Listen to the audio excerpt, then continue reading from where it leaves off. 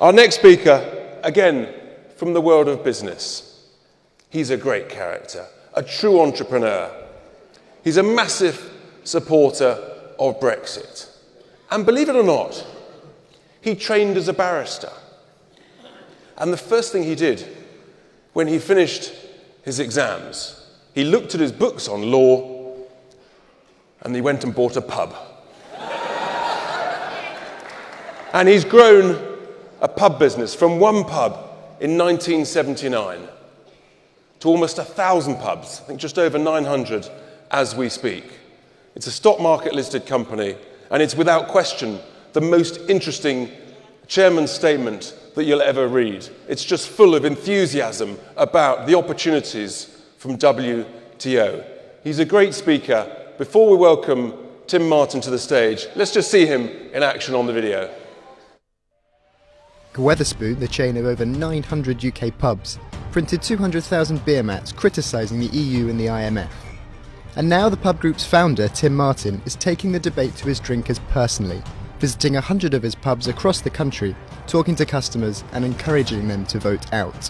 I think it's probably overplayed. Economists got it completely wrong about the outcome of the referendum. For example, that food prices will rise, that's come from big business, and it's not true. So we believe the country would be better off with no deal because it's a protectionist system, so why not say it? Please welcome to the stage, Tim Martin.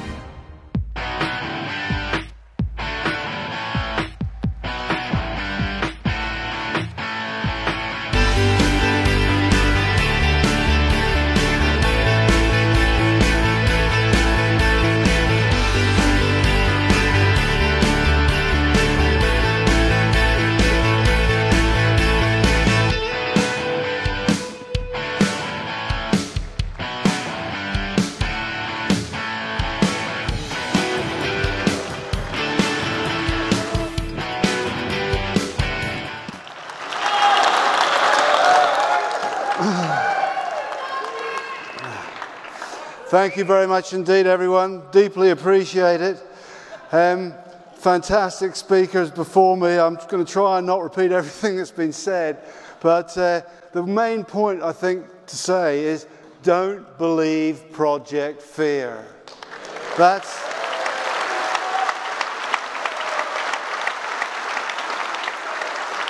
how pathetic to rely so much on actually frightening people to try and win your case, especially when you've already lost the referendum, which also tried to rely on Project Fear. As Ian said, the planes won't fly.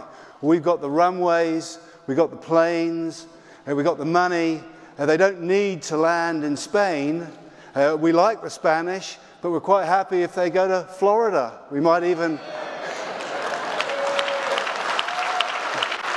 There's plenty of places to go, but of course we now find the planes will fly after all, because of course if they don't fly, who will be worse off? It'll be the tourist resorts that we like to go to, and the poor people who are also victims of the Brussels regime in Europe. We heard the banks were all going to leave. The number of times that those of us who supported Brexit had to argue till we were blue in the face before the referendum that the banks wouldn't leave. And there's now more people employed in the City of London today than there were before the referendum.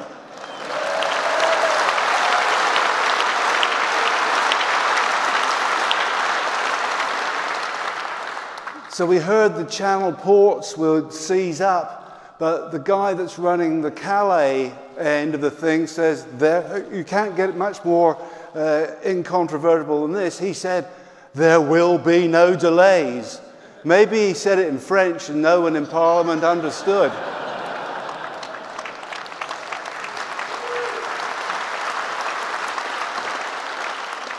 But our guy in Dover has said something very, very similar.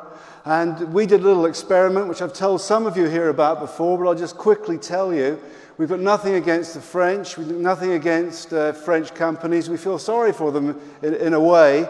But we decided sacrilegiously to say we're going to swap from French brandy and French champagne to sparkling wine from England, which sells very, very well.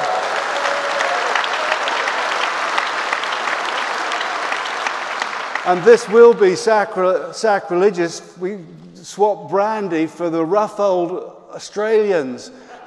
Black bottle brandy is actually very good. 10 pence less a shot. Let me get a plug in for my business. And those categories of drink have increased. So the idea that Channel ports will seize up is just a fiction. And if they do, you can buy things from the 93% of the world that isn't in the EU from the rest of the world.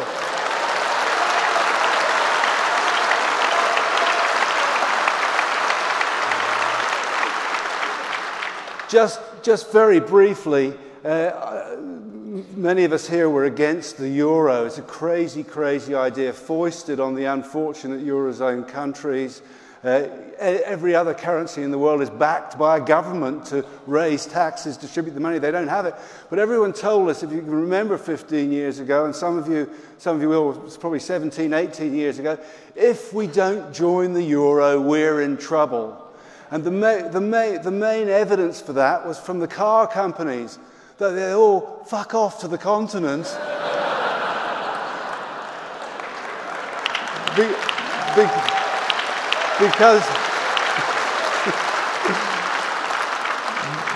because they'd be exposed to currency risk. Well, it hasn't happened. Our car companies have done very well. And in spite of what people said, our economy has grown much faster than the Eurozone. So it's a crazy project fear back then. But remember, I'm just going to repeat these points because I've said them before. No deal means we save 39 billion. Point one.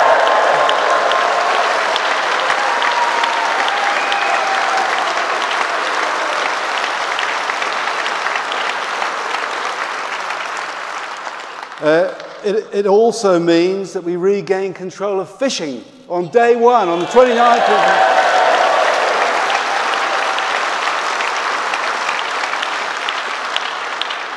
of... We can eliminate tariffs on lots of things we don't even produce in this country. Bananas, oranges, Aussie wine, and many other things, children's clothes. They're not just on a few items, it's on 12,000 items. The taxes, the tariffs are collected in this country and they're sent to the EU. It's not free trade, you know. It doesn't give a good vibe to, if you're encouraging other companies to come and invest in the UK, which is what we want, that there's this complex tariff system. Much better, get rid.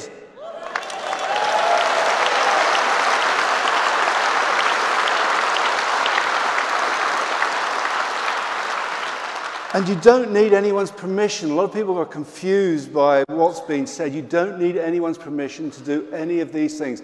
The people in the house across the road can vote for that, and they can make it happen on the 29th of March if they decide to do it. I've just been doing a little tour around the country, and there's a few things that wind up the British people.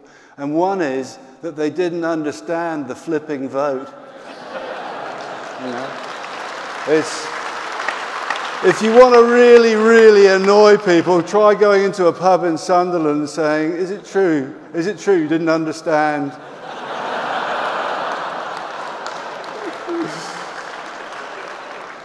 But as has been said here, the leaflet that popped through every household in the country said, you decide, it's a constitutional issue that the Parliament has delegated to the people, and the government will implement your decision. So that's all they have to do.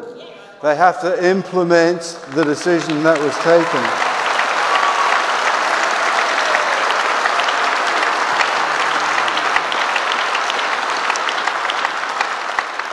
So I think the CBI that wanted to join that's the Employers Federation, the CBI, they wanted to join the disastrous exchange rate mechanism, the predecessor of the euro. They were adamant we should join the euro, and they were adamant that we should vote to remain in the EU. But it's terrible. They use a lot of false statistics, such as the one that food prices will automatically rise. Some clever dick thinks the public is thick and that you can eliminate tariffs and food prices go up. They got the temerity to keep saying this same thing.